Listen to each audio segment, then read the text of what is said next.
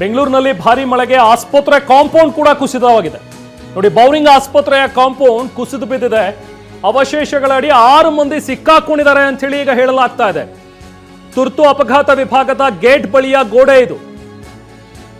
5 ಜನ ವಯಸ್ಕರು, ಒಂದು ಮಗು ಕೂಡ ಸಿಕ್ಕಾಕೊಂಡಿದೆ ಅಂತ ಹೇಳಿ ಸದ್ಯಕ್ಕೆ ಸಿಕ್ಕಿರುವಂತಹ ಮಾಹಿತಿ. ಬಟ್ ಇನ್ನೂ ಕೂಡ ಕನ್ಫರ್ಮ್ ಆಗಬೇಕು ಈ ವಿಚಾರ.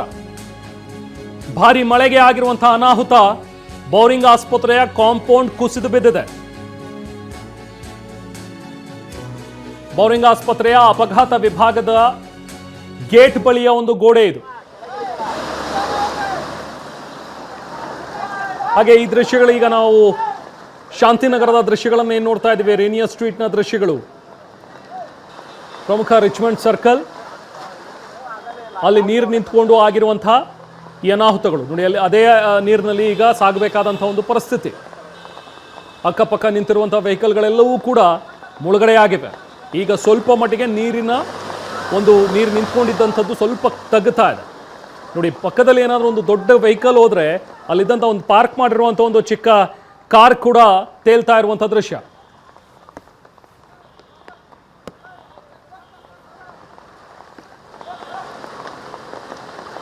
ಇನ್ನು ಈ ಒಂದು ಮಳೆಯಿಂದಾಗಿ ಅನಾಹುತಗಳಾಗ್ತಾ ಇರುವಂಥದ್ರ ಬಗ್ಗೆ ಈಗ ಸದ್ಯಕ್ಕೆ ವರದಿ ಆಗ್ತಾ ಇದೆ.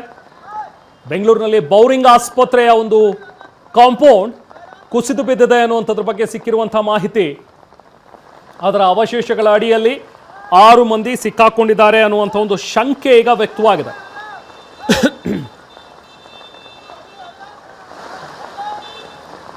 ಬೆಂಗಳೂರಿನಲ್ಲಿ ಸುರಿದಿರುವಂತಹ ಒಂದು ಧಾರಾಕಾರ ಮಳೆಯಿಂದಾಗಿ ಆಗಿರುವಂತಹ ಅನಾಹುತ. ಬೆಂಗಳೂರಿನ ಬೌರಿಂಗ್ ಆಸ್ಪತ್ರೆಯ ಒಂದು ಅಪಘಾತ ವಿಭಾಗ ಏನಿದೆ, ಅದರ ಗೇಟ್ ಪಕ್ಕದಲ್ಲಿರುವಂತಹ ಒಂದು ಗೋಡೆ ಕುಸಿದು ಬಿದ್ದಿದೆ ಅನ್ನುವಂಥದ್ರ ಬಗ್ಗೆ ಸಿಕ್ಕಿರುವಂತಹ ಮಾಹಿತಿ.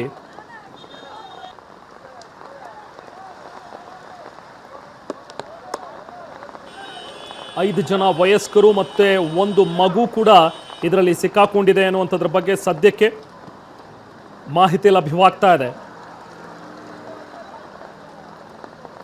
Malleshwaram, MG road, Sankey tank ಎಲ್ಲ ಭಾಗದಲ್ಲೂ ಕೂಡ ಮಳೆಯ ರಭಸ ಜೋರಾಗಿತ್ತು. ಕಳೆದ ಅರ್ಧ ಗಂಟೆ ಮುಂಚೆ ಸುರಿದಂಥ ಒಂದು ಭಾರಿ ಮಳೆಯಿಂದಾಗಿ ಆಗಿರುವಂತಹ ಅನಾಹುತಗಳು, ಅಲ್ಲಲ್ಲಿ ಮರ ಬಿದ್ದಿರೋದ್ರ ಬಗ್ಗೆ ಮಾಹಿತಿ ಲಭ್ಯವಾಗ್ತಾ ಇದೆ. ಇನ್ನೊಂದು ಕಡೆ ಬೌರಿಂಗ್ ಆಸ್ಪತ್ರೆಯ ಕಾಂಪೌಂಡ್ ಕೂಡ ಕುಸಿತವಾಗಿರೋದ್ರ ಬಗ್ಗೆ ಸಿಕ್ಕಿರುವಂತಹ ಅಪ್ಡೇಟ್ಸ್.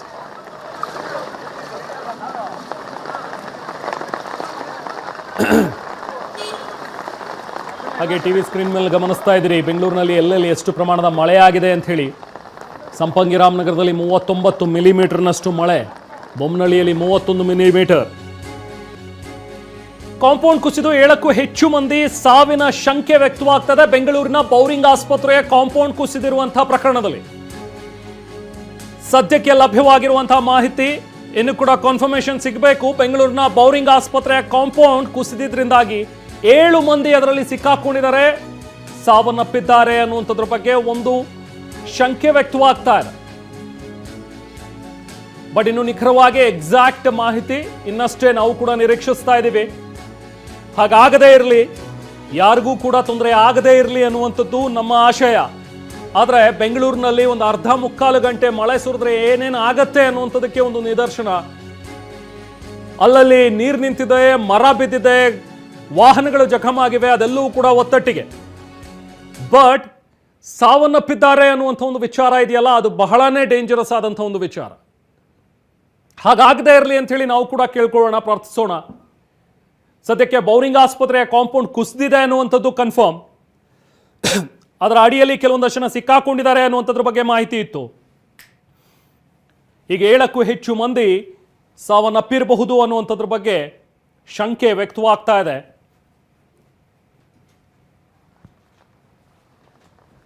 ಒಂದು ಗಂಟೆಗೂ ಮುಂಚೆ ಸುರಿದಂತಹ ಒಂದು ಧಾರಾಕಾರ ಮಳೆಯಿಂದಾಗಿ ಆಗಿರುವಂತಹ ಅನಾಹುತಗಳಿವು. ಬೆಂಗಳೂರಿನಲ್ಲಿ ಬೌರಿಂಗ್ ಆಸ್ಪತ್ರೆಯ ಕಾಂಪೌಂಡ್, ಆ ಅಪಘಾತ ವಿಭಾಗದ ಬಳಿ ಇರುವಂತಹ ಒಂದು ಗೇಟ್, ಆ ಗೇಟ್ನ ಪಕ್ಕದಲ್ಲಿದ್ದಂತಹ ಒಂದು ಕಾಂಪೌಂಡ್ ಕುಸಿದಿದೆ ಅನ್ನುವಂಥದ್ರ ಬಗ್ಗೆ ಸಿಕ್ಕಿರುವಂತಹ ಮಾಹಿತಿ.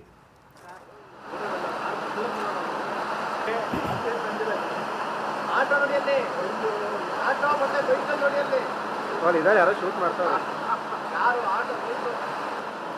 ಪ್ರಜ್ವಲ್ ಅಲ್ಲಾಕಂತೆ ಹೋಯ್ತು.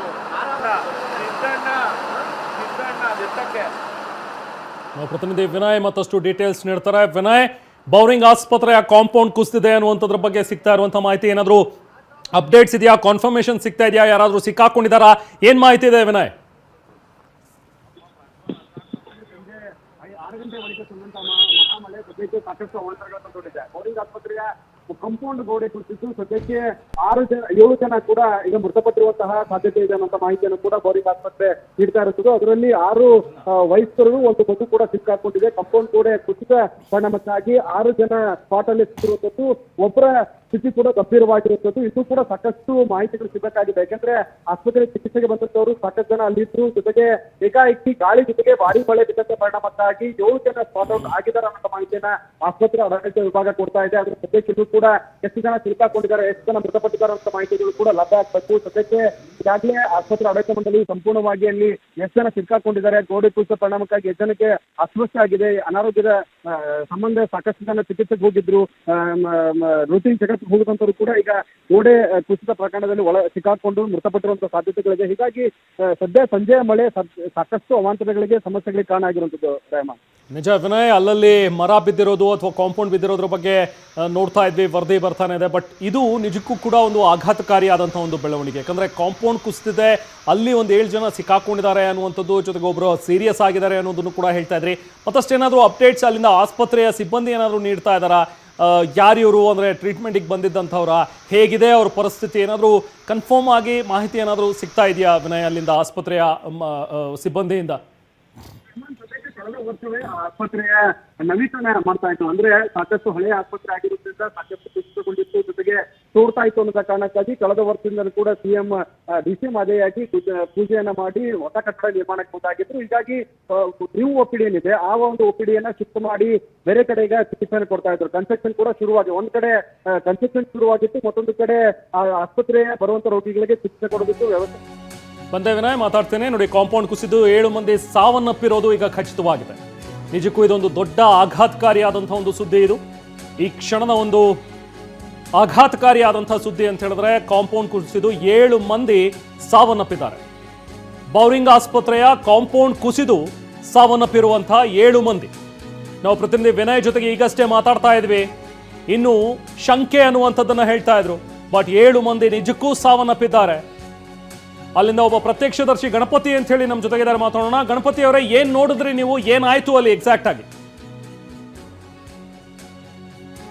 ಗಣಪತಿ ಅವರೇ, ಬಹುಶಃ ಲೈನ್ ಕಟ್ ಆಗಿದೆ, ಮತ್ತೆ ಸಂಪರ್ಕ ಮಾಡೋಣ. ಬೌರಿಂಗ್ ಆಸ್ಪತ್ರೆಯ ಕಾಂಪೌಂಡ್ ಕುಸಿದಿದ್ದಾಗಿ ಆಗಿರುವಂತಹ ಅನಾಹುತ, 7 ಮಂದಿ ಸಾವನ್ನಪ್ಪಿದ್ದಾರೆ. ನಿಜಕ್ಕೂ ಈ ಹೊತ್ತಿನ ಒಂದು ದೊಡ್ಡ ಆಘಾತಕಾರಿಯಾದಂತಹ ಸುದ್ದಿ. ಇದುವರೆಗೂ ನಾವು ಮಳೆ ನೀರು ಅಲ್ಲಲ್ಲಿ ನಿಂತಿದೆ, ಜನ ಸಮಸ್ಯೆಯನ್ನ ಅನುಭವಿಸ್ತಾ ಇದ್ದಾರೆ. ವಾಹನಗಳ ಮೇಲೆ, ಟೂ ವೀಲರ್ಸ್ ಮೇಲೆ, ಕಾರ್ ಮೇಲೆ ಮರಗಳು ಬೀಳ್ತಾ ಇವೆ, ರಸ್ತೆ ಬಂದಾಗಿದೆ ಅನ್ನುವಂಥದ್ದನ್ನ ನೋಡ್ತಾ ಇದ್ವಿ. ಆದ್ರೆ ಎಲ್ಲಕ್ಕೂ ಹೆಚ್ಚು ದೊಡ್ಡ ಆಘಾತಕಾರಿ ಸುದ್ದಿ ಅಂದ್ರೆ 7 ಮಂದಿ, ನೋಡಿ 3 ಮಕ್ಕಳು ಸೇರಿದಂತೆ 7 ಮಂದಿ ಬಲಿಯಾಗಿದ್ದಾರೆ. ನಿಜಕ್ಕೂ ದೊಡ್ಡ ಶಾಕಿಂಗ್ ನ್ಯೂಸ್, ಆಘಾತಕಾರಿಯಾದಂತಹ ಒಂದು ಸುದ್ದಿ. ಇದಾಗದೇ ಇರಲಿ ಅಂತೇಳಿ ನಾವು ಕೂಡ ಪ್ರಾರ್ಥಿಸ್ತಾ ಇದ್ವಿ. ಈ ಸುದ್ದಿ ಸುಳ್ಳಾಗ್ಲಪ್ಪ, ಯಾರೂ ಕೂಡ ಈ ಅನಾಹುತದಲ್ಲಿ ಬಲಿಯಾಗೋದು ಬೇಡ ಅಂತ ಹೇಳಿ ಎಲ್ಲರೂ ಕೂಡ ಪ್ರಾರ್ಥಿಸ್ತಾ ಇದ್ರಿ.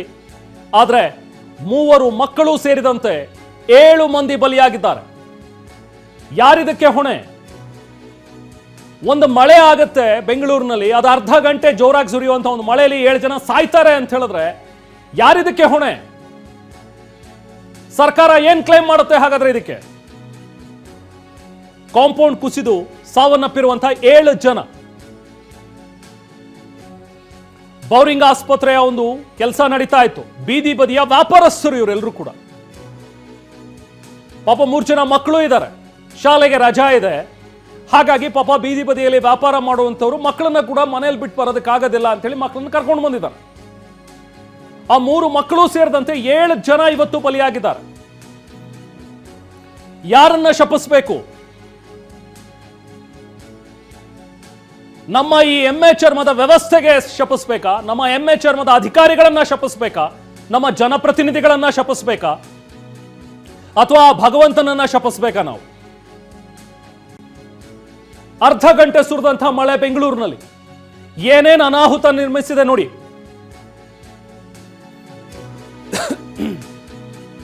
ಇದೇ 5:20 ಸುಮಾರಿನಲ್ಲಿ ಈ ಸುದ್ದಿ ಸ್ಟಾರ್ಟ್ ಮಾಡಿದಾಗ ನಾವು ಅನ್ಕೊಂಡಿದ್ದು ಬಿಸಿಲಿನ ಧಗೆ ಜಾಸ್ತಿ ಆಗಿದೆ, ಮಳೆ ಬರ್ತಾ ಇದೆಯಪ್ಪ, ಅಟ್ಲೀಸ್ಟ್ ಒಳ್ಳೇದು ಮಳೆ ಬರಲಿ, ತಂಪಾಗತ್ತೆ, ನೆಲ ತಂಪಾಗತ್ತೆ, ಅಟ್ಲೀಸ್ಟ್ ಜನ ನಿಟ್ಟುಸಿರು ಬಿಡ್ತಾರೆ ಅಂತ. ಬಟ್ ಹಿಂಗಾಗತ್ತೆ ಅಂತ ಹೇಳಿ ಯಾರು ಕೂಡ ಅನ್ಕೊಂಡಿರ್ಲಿಲ್ಲ. ಅಫ್ಕೋರ್ಸ್ ಅಲ್ಲಲ್ಲಿ ಅನಾಹುತಗಳಾಗತ್ತೆ, ಮಳೆ ನೀರು ನುಗ್ಗತ್ತೆ ಅಥವಾ ರಸ್ತೆಗಳ ಮೇಲೆ ಮರ ಬೀಳುತ್ತೆ, ವಾಹನಗಳ ಮೇಲೆ ಮರ ಬೀಳುತ್ತೆ ಅನ್ನುವಂಥದ್ದನ್ನ ಎಲ್ಲರೂ ನಿರೀಕ್ಷಿಸಿದ್ರು. ಈ ಥರದ ಮಳೆ ಆದಾಗ ಈ ಥರದ ಒಂದಷ್ಟು ಅನಾಹುತಗಳಾಗತ್ತೆ ಅಂತೇಳಿ. ಬಟ್ ಇಂಥ ಮಳೆಗೆ 7 ಜನ ಸಾವನ್ನಪ್ತಾರೆ ಅಂತೇಳಿ ಯಾರು ಅನ್ಕೊಂಡಿದ್ರು? ನೋಡಿ, ಇವತ್ತು ಅದು ಆಗೋಗಿದೆ. ನಾವು ಪ್ರತಿನಿಧಿ ಕಿರಣ್ ಮತ್ತಷ್ಟು ಡೀಟೇಲ್ಸ್ ನೀಡ್ತಾರೆ. ಕಿರಣ್, ಈ ಹೊತ್ತಿನ ದೊಡ್ಡ ಆಘಾತಕಾರಿ ಸುದ್ದಿ ಅಂದ್ರೆ 7 ಮಂದಿ ಬಲಿ. ಮತ್ತಷ್ಟು ಡೀಟೇಲ್ಸ್ ಏನಿದೆ ಕಿರಣ್? ಹೇಗಾಯ್ತು ಈ ಒಂದು ಘಟನೆ? 7 ಮಂದಿ ಯಾರು, ಏನು, ಮತ್ತಷ್ಟು ಡೀಟೇಲ್ಸ್ ಗೊತ್ತಾಗ್ತಾ ಇದೆಯಾ ಕಿರಣ್? ರೆಹಮಾನ್, ಈಗಷ್ಟೇ ಸಿಕ್ಕಿರುವಂತ ಮಾಹಿತಿ ಪ್ರಕಾರ 7 ಜನ ಈಗ ಸಾವನ್ನಪ್ಪಿದ್ರು. ಅದರಲ್ಲಿ 2-3 ಜನ ಮಕ್ಕಳು ಇದ್ದಾರೆ ಅಂತ ಕೂಡ ತಿಳಿದಿದೆ. ಅದು ಬೀದಿ ವ್ಯಾಪಾರಿಗಳು ಅಂತ ಹೇಳ್ತಾರೆ. ಕಾಂಪೌಂಡ್ ಏನು ಬೋರಿಂಗ್ ಹಾಸ್ಪಿಟಲ್ ಕಾಂಪೌಂಡ್ ಈ ಒಂದು ದುರ್ಘಟನೆ ಆಗಿದೆ. ಕಾಂಪೌಂಡ್ ಪಕ್ಕದಲ್ಲೇ ಅವರು ಅಲ್ಲೇ ಕುತ್ಕೊಂಡಿದ್ರು, ವ್ಯಾಪಾರಗಳು ಮಾಡ್ತಾ ಇದ್ರು. ಏಕಾಏಕಿ ಅದು ಆ ಕಾಂಪೌಂಡ್ ಅವ್ರ ಮೇಲೆ ಬಿದ್ದ ಕಾರಣ ಅಲ್ಲಿ ಸಾವನ್ನಪ್ಪಿದ್ದಾರೆ. ಇದೀಗ ಈ ಸಂಬಂಧಪಟ್ಟಂತೆ ಅಲ್ಲಿ 2-3 ಜನ ಮಕ್ಕಳು ಮತ್ತೆ 2 ಗಂಡಸರು 2 ಲೇಡೀಸ್ ಅಂತಾನು ಕೂಡ ಹೇಳ್ತಾ ಇದ್ದಾರೆ. ಒಟ್ಟಾರೆ ಈಗಾಗಲೇ ಸ್ಥಳಕ್ಕೆ ಪೊಲೀಸರು ಈಗ ಧಾವಿಸಿದ್ದಾರೆ. ಮುಖ್ಯವಾಗಿ ಈ ಒಂದು ಘಟನೆಗೆ ಸಂಬಂಧಪಟ್ಟಂತೆ ಪೊಲೀಸರು ಈಗ ಹೋಗಿದೆ. ಇನ್ನು ಉಳಿದಂತೆ ಯಾರು ಬದುಕಿದಾರೋ ರಕ್ಷಣೆ, ಯಾಕೆಂತಂದ್ರೆ ಉದ್ದಕ್ಕೂ ಕಾಂಪೌಂಡ್ ಬಿದ್ದಿರೋದ್ರಿಂದ ಒಂದಷ್ಟು ಜನ ಸಿಗಾಕೊಂಡಿರುವಂತದ್ದು ಚಾನ್ಸಸ್ ಇದೆ. ಹಾಗಾಗಿ ಆ ಸಂಬಂಧಪಟ್ಟಂತೆ ಅದನ್ನು ಕೂಡ ಅಗ್ನಿಶಾಮಕ ದಳದವರು ಮತ್ತೆ ಲೋಕಲ್ ಪೊಲೀಸರು ಕೂಡ ಈಗಾಗಲೇ ಅದನ್ನ ಅಲ್ಲಿ ಬಿದ್ದಂತ ಬಿಸಿ ಏನಿತ್ತು ಕಾಂಪೌಂಡಿನ ಅದನ್ನೆಲ್ಲವೂ ಕೂಡ ತೆರವು ಮಾಡುವಂತ ಕೆಲಸವನ್ನ ಮಾಡ್ತಾ ಇದ್ದಾರೆ. ರೇಮಾ, ಕಿರಣ್, ಮತ್ತು ಯಾರಾದರೂ ಸಿಕ್ಕಾಕೊಂಡಿದಾರಾ? ಏನಾದರೂ ಮಾಹಿತಿ ಇದ್ರ ಬಗ್ಗೆ ಏನಾದರೂ ಸಿಗ್ತಾ ಇದೆಯಾ? ಅದನ್ನ ತೆರವುಗೊಳಿಸಿ ಅವ್ರನ್ನ ಮತ್ತೆ ಸೇವ್ ಮಾಡುವಂಥದ್ದು, ಯಾರೋ ಒಬ್ರು ಸೀರಿಯಸ್ ಇದ್ದಾರೆ ಅನ್ನುವಂಥದ್ರ ಬಗ್ಗೆ ಕೂಡ ಆಗ್ಲೇ ನಾವು ಪ್ರತಿನಿಧಿ ವಿನಯ್ ಹೇಳ್ತಾ ಇದ್ರು. ಅವ್ರ ಪರಿಸ್ಥಿತಿ ಹೇಗಿದೆ? ಇನ್ನೇನಾದರೂ ಡೀಟೇಲ್ಸ್ ಇದೆಯಾ ಕಿರಣ್? ಅಲ್ಲ, ಈಗ ಇರುವಂತದ್ದು ಅದೇ, ಎಷ್ಟು ಜನ ಸಿಗಾಕೊಂಡಿದ್ದು ಅದು. ಯಾಕೆಂತಂದ್ರೆ ಸಾಕಷ್ಟು ಜನ ಅಲ್ಲಿ ವ್ಯಾಪಾರ ಕಾಂಪೌಂಡ್ ಪಕ್ಕದಲ್ಲೇ ಸಾಕಷ್ಟು ಜನ ವ್ಯಾಪಾರ ಮಾಡುವಂತದ್ದು. ಅದು ಉದ್ದಕ್ಕೆ ಕಾಂಪೌಂಡ್ ಬಿದ್ದಿದ್ದ ಕಾರಣ ಸಾಕಷ್ಟು ಸಿಕ್ಕಿರ್ಬೋದು, ಅದ್ರೊಳಗಡೆ ಸಿಲ್ಕೊಂಡಿರ್ಬೋದು ಅನ್ನೋದು ಇದೆ. ಈಗ ಉಳಿದಂತೆ ಯಾರಿಗಲ್ಲಿ ಆಗಿತ್ತು ಅವನ್ನೆಲ್ಲವೂ ಕೂಡ ಕಾಂಪೌಂಡ್ ಏನು ಡೆಬ್ರಿಸ್ ಅನ್ನ ಎತ್ತಿ ಇಮಿಡಿಯೇಟ್ ಆಗಿ ಹಾಸ್ಪಿಟಲ್ಗೆ ಶಿಫ್ಟ್ ಮಾಡಿದ್ದಾರೆ. ಅಲ್ಲೂ ಕೂಡ ಟ್ರೀಟ್ಮೆಂಟ್ ಅನ್ನ ಯಾವುದೇ ರೀತಿಯ ಪ್ರಕಾರ ಆಗಿಲ್ಲ. ಈಗ 7 ಸಾವು ಅನ್ನೋದಾಗಿದೆ. ಇನ್ನು ಉಳಿದಂತೆ ಅವ್ರು ಯಾರು ಏನು ಅನ್ನೋ ಅವರ ಹಿನ್ನೆಲೆ ಒಂದು, ಜೊತೆಗೆ ಮತ್ತೆ ಇನ್ನೆಷ್ಟು ಜನ ಅದ್ರೊಳಗಡೆ ಈ ಒಂದು ಕಾಂಪೌಂಡ್ ಏನು ಬಿದ್ದಾಗ ಸಿಗಾಕೊಂಡು ಅವ್ರು ಯಾರ್ಯಾರು ಏನು ಅನ್ನೋದ್ರ ಬಗ್ಗೆನೂ ಕೂಡ ಈಗಾಗಲೇ ಸಂಬಂಧಪಟ್ಟಂತೆ ತೆರವು ಮಾಡುವಂತ ಕೆಲಸವನ್ನ ಈಗಾಗಲೇ ಪೊಲೀಸರು ಮತ್ತೆ ಅಗ್ನಿಶಾಮಕ ದಳದ ಸಿಬ್ಬಂದಿಗಳು ಮಾಡ್ತಾ ಇದ್ದಾರೆ. ಲೋಕಲ್ ಅವರು ಒಂದಷ್ಟು ಜನ ಎಲ್ಲ ಸೇರ್ಕೊಂಡು. ಕಿರಣ್, ಹೋಲ್ಡ್ ಕಿರಣ್, ಈಗ ದೃಶ್ಯಗಳು ಸಿಗ್ತಾ ಇವೆ. ದೃಶ್ಯದಲ್ಲಿ ನಾವು ಕೂಡ ಗಮನಿಸ್ತಾ ಇದ್ದೇವೆ. ಇದು ಬೌರಿಂಗ್ ಆಸ್ಪತ್ರೆಯ ಕಾಂಪೌಂಡ್ ಕುಸಿದು ಬಿದ್ದಿರುವಂತಹ ದೃಶ್ಯಗಳು ನೋಡಿ. ಅಲ್ಲೇ ಒಂದು ತಳ್ಳೋ ಗಾಡಿ ಒಗಚಿ ಬಿದ್ದಿರುವಂತದನ್ನ ನೋಡ್ತಾ ಇದ್ದೀವಿ. ಈಗ ಸದ್ಯಕ್ಕೆ ಸ್ಥಳಕ್ಕೆ JCB ಅನ್ನ ಕರೆಸಿದ್ದಾರೆ. ಉಳಿದಿರುವಂತಹ ಒಂದು ಅವಶೇಷಗಳನ್ನ ಅದನ್ನ ತೆರವುಗೊಳಿಸುವಂತಹ ಒಂದು ಕೆಲಸ ಆಗ್ತಾ ಇದೆ. ಅದರ ಅಡಿಯಲ್ಲಿ ಯಾರಾದರೂ ಸಿಕ್ಕಾಕೊಂಡಿದ್ದಾರಾ ಅನ್ನುವಂಥದ್ರ ಬಗ್ಗೆ, ಯಾರಾದರೂ ಅದರಲ್ಲಿ ಬದುಕುಳಿದಿದ್ದಾರಾ, ಅವರನ್ನ ಹೊರಗೆ ತೆಗಿಬಹುದಾ ಅನ್ನುವಂಥದ್ರ ಬಗ್ಗೆ ನಡೀತಾ ಇರುವಂತಹ ಕಾರ್ಯಾಚರಣೆ. ಇವತ್ತಿನ ಒಂದು ದೊಡ್ಡ ಆಘಾತಕಾರಿಯಾದಂತಹ ಸುದ್ದಿ ಅದು ಬೌರಿಂಗ್ ಆಸ್ಪತ್ರೆಯ ಕಾಂಪೌಂಡ್ ಕುಸಿದು ಬಿದ್ದಿರೋದ್ರಿಂದಾಗಿ ಆ ಕಾಂಪೌಂಡ್ನ ಮುಂದೆ ಬೀದಿ ವ್ಯಾಪಾರಿಗಳೇನಿದ್ರು, ಮಕ್ಕಳು ಸಹಿತ 7 ಮಂದಿ ಸಾವನ್ನಪ್ಪಿದ್ರೋದ್ರ ಬಗ್ಗೆ ಈಗ ಮಾಹಿತಿ ಲಭ್ಯವಾಗಿದೆ. ಸದ್ಯಕ್ಕೆ ಈಗ ಸ್ಥಳಕ್ಕೆ ಬಂದಿರುವಂತಹ ಅಧಿಕಾರಿಗಳು JCBಯನ್ನು ಬಳಸಿ ಅಲ್ಲಿ ಆ ಕಾಂಪೌಂಡ್ನ ಅವಶೇಷಗಳನ್ನು ತೆರವುಗೊಳಿಸ್ತಾ ಇರುವಂತಹ ಒಂದು ಕೆಲಸ ನೋಡ್ತಾ ಇದ್ದೀವಿ. ಬೌರಿಂಗ್ ಆಸ್ಪತ್ರೆಯ ಅಪಘಾತ ವಿಭಾಗದಲ್ಲಿ ಅಪಘಾತ ವಿಭಾಗ ಏನಿದೆಯಲ್ಲ ಅದರ ಪಕ್ಕ ಇದ್ದಂಥ ಒಂದು ಗೇಟ್, ಅದರ ಒಂದು ಸುತ್ತ ಇದ್ದಂಥ ಕಾಂಪೌಂಡ್ ಇದು. ಇವತ್ತು ಸುರಿದಿರುವಂತಹ ಒಂದು ಮಳೆಗೆ ಕಾಂಪೌಂಡ್ ಕುಸಿದೆ. ಇದೇನು ನಿರ್ಮಾಣ ಹಂತದ ಕಾಂಪೌಂಡ, ಇನ್ನೂ ಕೂಡ ಕಟ್ತಾ ಇದ್ರ ಅಥವಾ ಶಿಥಿಲಾವಸ್ಥೆಯಲ್ಲಿದ್ದಂಥ ಕಾಂಪೌಂಡ್ ಆಯಿತು ನೋಡಿ. ಅಲ್ಲಿರುವಂತಹ ಸಿಮೆಂಟ್ ಇಟ್ಟಿಗೆಗಳನ್ನು ತೆಗಿತಾ ಇದ್ರೆ ಹೆಂಗೆ ಬಿದ್ದಿದೆ ನೋಡಿ. ಇಲ್ಲಿ ರಟ್ಟಿನ ಡಬ್ಬ ತರ ಕಾಣಿಸ್ತಾ ಇದೆ. ಒಂದ್ರ ಮೇಲೆ ಒಂದು ಸುಮ್ಮನೆ ಜೋಡಿಸಿಟ್ಟಿದ್ರು, ಗಾಳಿಗೆ ಬಿದ್ದೋಗಿದೆ ಅನ್ನೋ ರೀತಿಲಿದೆ. ಇದು ನಮ್ಮ ಕಾಮಗಾರಿ. ಅದಕ್ಕೆ ಆಗ್ಲೇ ಹೇಳ್ತಾ ಇದ್ದೆ, ನಮ್ಮ ಭ್ರಷ್ಟ ವ್ಯವಸ್ಥೆ ಇದೆಯಲ್ಲ ಅದೇ ಇದಕ್ಕೆ ಕಾರಣ. ನೀವು ಹೇಳ್ಬೋದು, ಯಾರವ್ರಿಗೆ ಹೇಳಿದ್ರು ವ್ಯಾಪಾರಿಗಳಿಗೆ ಅಲ್ಲಿ ಯಾಕೆ ನಿಂತಿದ್ರು, ಮಳೆ ಬರ್ತಾ ಇದೆ, ಜೋರ್ ಗಾಳಿ ಬರ್ತಾ ಇದೆ, ಅವ್ರು ಹೋಗ್ಬೇಕಿತ್ತು ಅಂತ ಹೇಳಿ ಕೆಲವೊಬ್ರು ಮಾತಾಡ್ಬೋದು. ಆದ್ರೆ ಅವ್ರಿಗೆ ಆ ವ್ಯವಸ್ಥೆ ಮಾಡಿದ್ಯಾರು? ಒಂದು ಕಾಂಪೌಂಡು, ಆ ಕಾಂಪೌಂಡ್ ಇಷ್ಟು ಮಾಡಿ ಒಂದು ಅರ್ಧ ಗಂಟೆ ಮಳೆ ಸುರಿಯುತ್ತೆ ಅಂದ್ರೆ ಬಿದೋಗುತ್ತೆ ಅಂತ ಹೇಳಿದ್ರೆ ಯಾರು ಮಾಡಿದ್ದದನ್ನ ಕಾಮಗಾರಿ? ಖಂಡಿತವಾಗ್ಲೂ ಇದೊಂದು ಭ್ರಷ್ಟ ವ್ಯವಸ್ಥೆಯ ಒಂದು ನಿದರ್ಶನ. ಆ ಕಾಂಪೌಂಡ್ ಕಟ್ಟೋದಕ್ಕೆ ಅದು ಎಷ್ಟು ವೆಚ್ಚ ಆಗ್ತಿತ್ತು ಅದೆಲ್ಲ ಕಡೆನೂ ಕಟ್ಟಾಗಿ ಎಲ್ರಿಗೂ ಲಂಚ ಕೊಟ್ಕೊಂಡು ಬಂದು ಕೊನೆಗೆ ಸೇರಿರುತ್ತೆ, ಕೈ ಸೇರಿರುತ್ತೆ ಕಾಂಟ್ರಾಕ್ಟರ್ಗೆ. ಆತ ಒಂದಷ್ಟು ಇಟ್ಕೊಂಡು ಆ ಕಾಂಪೌಂಡ್ ಅನ್ನ ಮಾಡಿರ್ತಾನೆ. ಇಂಥ ಮಳೆ ಗಾಳಿಗೆ ಬಿದ್ದೋಗುತ್ತೆ. ಪಾಪ ಅಮಾಯಕರು ಸಾವನ್ನಪ್ತಾರೆ. ಅದನ್ನು ಪರಿಶೀಲನೆ ಮಾಡ್ತೀವಿ. ನಮ್ಮ ಕೈಲಿ ಏನು ಸಹಾಯ ಮಾಡೋಕ್ಕಾಗ್ತದೆ ಏನು ಅಂತ. ಮಳೆ ಬರಬೇಕು, ಮಳೆ ಬರೋದು ಸರಿ ಇಲ್ಲ ಅಂತಲ್ಲ, ಬಟ್ ಏನು ಗೋಡೆ ಏನೋ ಬಿದ್ದ ಇದೆ, ಏನಾಗಿದೆ ಅನ್ನೋ ನನಗೆ ಗೊತ್ತಿಲ್ಲ. ನಾನು ಇಲ್ಲೇ ನಮ್ಮ ಕಾರ್ಯಕರ್ತರನ್ನೆಲ್ಲ ಭೇಟಿ ಮಾಡಬೇಕು ಅಂತ ಬಂದಿದ್ದೆ ನಾನು. ಸೊ ವಾಪಸ್ ಅರ್ಜೆಂಟ್ ಹೋಗ್ತೀನಿ. ಮತ್ತೆ 4ನೇ ತಾರೀಕು ಇಲ್ಲಿಗೆ ಬರ್ತೀನಿ. 4ನೇ ತಾರೀಕು ಇಲ್ಲಿಗೆ ಬಂದು ಇದ್ದು ನಮ್ಮ ಸಾರ್ವಜನಿಕರನ್ನೆಲ್ಲ ಭೇಟಿ ಮಾಡ್ತೀನಿ. ಮತ್ತೆ ಆಫೀಸರ್ಸ್ ಎಲ್ಲ ನೋಡ್ತೀನಿ, ಅದೇನು ನೋಡ್ತೀನಿ ನಾನು. ಓಕೆ. ಇದು ನಮ್ಮ DCM DK ಶಿವಕುಮಾರ್ ಅವರ ಮಾತು. ಹೌದು, ಮಳೆ ಬರಬೇಕು ನಿಜ, ಬಟ್ ಏನೋ ಅನಾಹುತ ಆಗಿದೆ ಅಂತ ಗೊತ್ತಾಗಿದೆ. ನಾನು ಕೂಡ ಹೋಗ್ತೀನಿ ಸ್ಥಳಕ್ಕೆ, ಅದಾದ್ಮೇಲೆ ಮತ್ತೆ 4ನೇ ತಾರೀಕು ಬಂದು ಮಾತಾಡ್ತೀನಿ ಅನ್ನೋದನ್ನಷ್ಟೇ DK ಶಿವಕುಮಾರ್ ಅವರು ಹೇಳಿದ್ರು. ನೋಡಿ, ಫೋಟೋಸ್ ನೋಡ್ತಾ ಇದ್ದೀವಿ. ಸಾವನ್ನಪ್ಪಿರುವಂತಹ ಚಿಕ್ಕ ಚಿಕ್ಕ ಮಕ್ಕಳು. ಅವ್ರಿಗೇನು ಗೊತ್ತಿತ್ತು ಇವತ್ತು